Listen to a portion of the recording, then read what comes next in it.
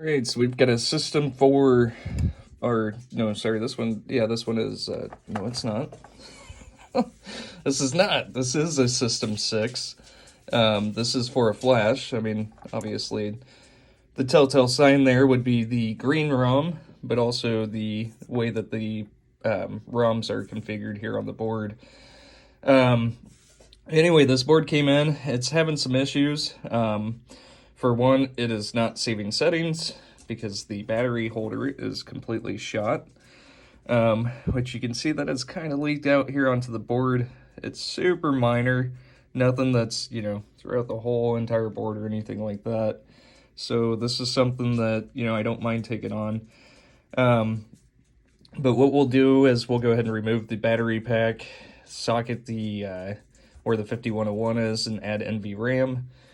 We'll go ahead and remove the 74LSO2, replace it, socket that. We've already got sockets here for these three, so I'm going to go ahead and leave those. No sense in adding, more. I mean, obviously, I'll check them out, make sure everything's fine, but we'll leave those sockets if everything is fine. Go ahead and replace these two sockets, as well as the 6802 socket, or I'm sorry, the 6802 or 6808. Replace the crystal here. We're going to replace the filter capacitor, and then we're also going to swap out all of the headers here.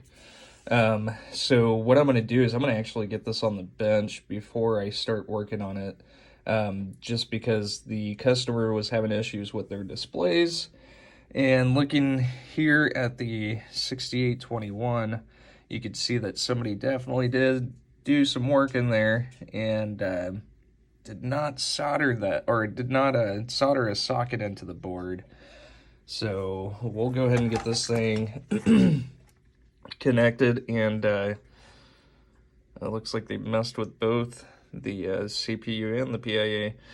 Anyways, we'll go ahead and get this thing on the bench and kind of figure out what's going on here. Okay, so unfortunately, it is going to be a cabinet issue there as far as the displays go. So I would definitely recommend repinning those connectors there.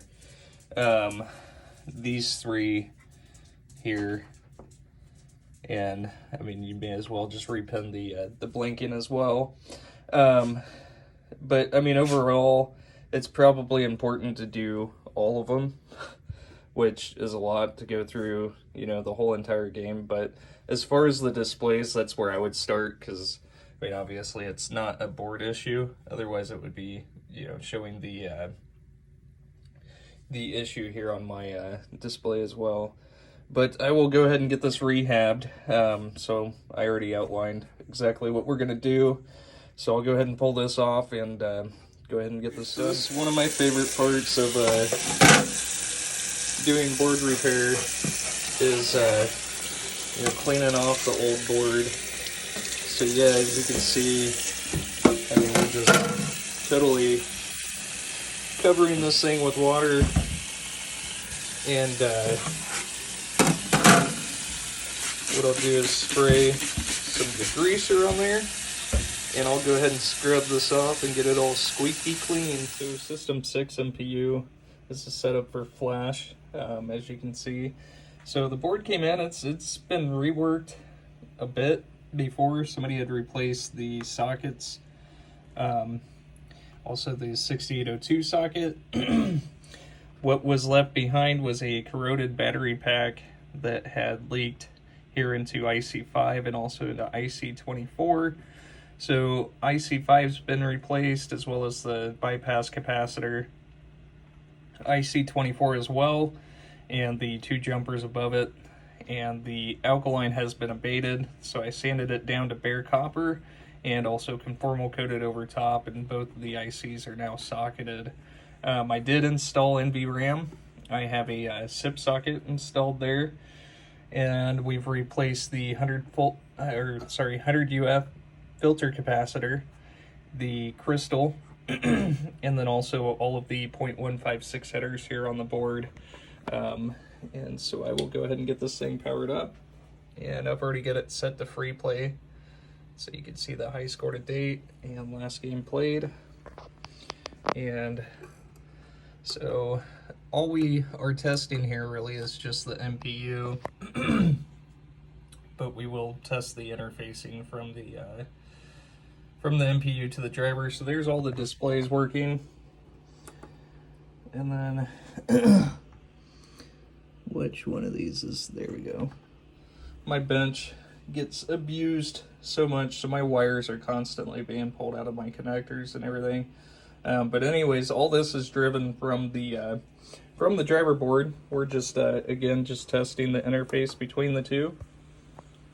And if I can click that button, we'll move into solenoid test. So you see the two blue LEDs, which are the flipper ground relay. And it'll go through and cycle all 16 of the standard solenoids and then into the special solenoids.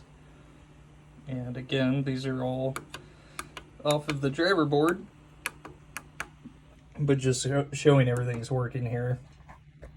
And then into the switch test. So we're just going to go through diagonally, testing both rows and columns. And let's see, the last switch and flash is switch 48. So we're actually going to go this way. There we are. So there's switch 48 there for you.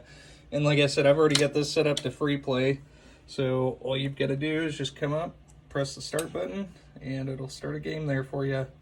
So thank you so much.